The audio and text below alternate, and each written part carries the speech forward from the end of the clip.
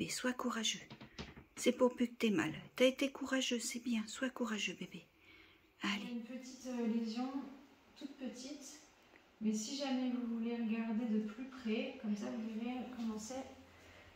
Donc il a des lésions dentaires sur toutes les petites incisives du haut et pas mal sur le bas. Vous voyez qu'il y a une inflammation de la gencive, un déchaussement de la dent.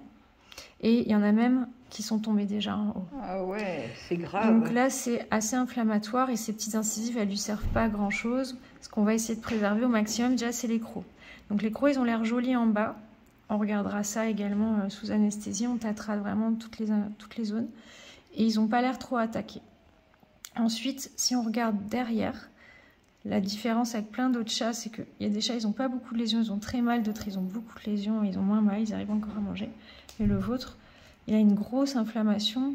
Derrière, il a du mal quand il ouvre la bouche. Il a des dents qui sont parfois pas déchaussées, mais en fait, le liseré inflammatoire cache un trou dans l'os. Donc ça va être évalué pendant l'anesthésie. Et vous voyez qu'il a de la nourriture, du pus, et c'est assez inflammatoire sur toutes les molaires, les prémolaires.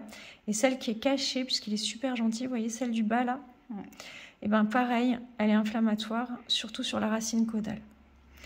Donc après on ouvrira la bouche, mais vous voyez qu'il y a du pus en permanence, et que ça stagne, et que ça déchausse les dents. Alors, on va regarder dans la fond de la gorge. Vu qu'il est très gentil, très attention, il a très mal quand on ouvre la bouche. Alors je vais y aller tout doucement, mais s'il veut pas me laisser ouvrir la bouche, parce que vraiment c'est trop douloureux. Coco, tu laisses? Allez, fais confiance, bonhomme. On y va tranquille. Fais confiance, mon bonhomme. Après, il y a certains, ils se hurlent au moment où ils ouvrent en grand, donc je vais peut-être pas le faire. Ah, lui, il va le faire parce que même quand il bâille, il se fait mal, petit bonhomme. Ok, donc on va pas ouvrir plus. Regardez au fond. En fait, c'est vraiment à l'insertion des dents. Et en fond de gorge, j'ouvrirai un peu plus quand il dormira. Il y a une lésion de ce côté-là qu'on commence à voir. C'est pour ça qu'il mange de l'autre côté. Je voulais vous montrer, il penche la tête pour manger de l'autre côté. Donc,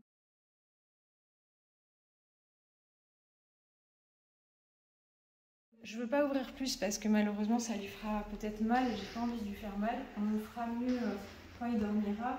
Et potentiellement, on va devoir retirer les molaires, les prémolaires de chaque côté parce qu'il souffre vraiment trop. Et on sait que si par exemple, on a l'impression qu'il y en a une qui est jolie, il faut qu'on aille la voir en anesthésie parce que parfois, enlever tout s'il faut. Vraiment, moi, il n'y a aucun souci. Qui est plus profonde et qui déchausse la dent. Donc, on va souvent retirer les molaires, les prémolaires. Et là, comme ces canines sont jolies, on les nettoiera bien, on les détartrera, polira et elles n'ont pas l'air d'être attaquées. Auquel cas, conserver les 4 canines suffit à beaucoup de chats pour se sentir bien et être confortable pour manger. Maintenant, il a une douleur qui est déjà bien chronique. Donc, c'est un petit peu comme un TGV lancé à grande vitesse. Ça ne va pas se guérir parce que j'aurai retiré les dents.